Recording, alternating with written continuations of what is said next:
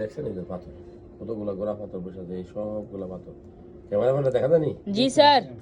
শরীর নরম, হ্যাঁ ক্লিয়ার একদম। যারা ভিডিওটা দেখছেন ছবিটা দিয়ে দিলাম।